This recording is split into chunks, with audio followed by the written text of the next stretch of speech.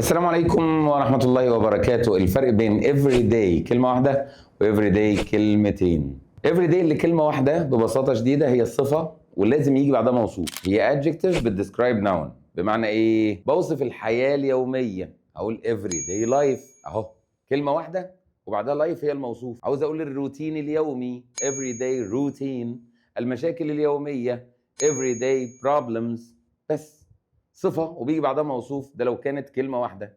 يومي، الجرايد اليومية everyday papers. سهلة سهلة. everyday كلمتين دي بتبقى ظرف. الظرف ده بظرفه في أول الجملة أو في آخر الجملة غالبا. فأقول أنت بتروح الجيم إمتى؟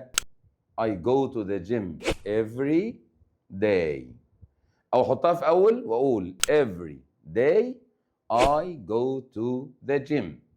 خلاصة الكلام everyday كلمة واحدة صفة وبعدها موصوف. everyday كلمتين ظرف بيجي في أول الجملة، بيعتبر ظرف زمان يعني اللي هو إمتى، بيرد على سؤال إمتى. أنت بتاخد القهوة إمتى؟ everyday. هحط لك دلوقتي كام جملة تكتب لي الإجابات والحل بتاعهم في أول comment. شكرا.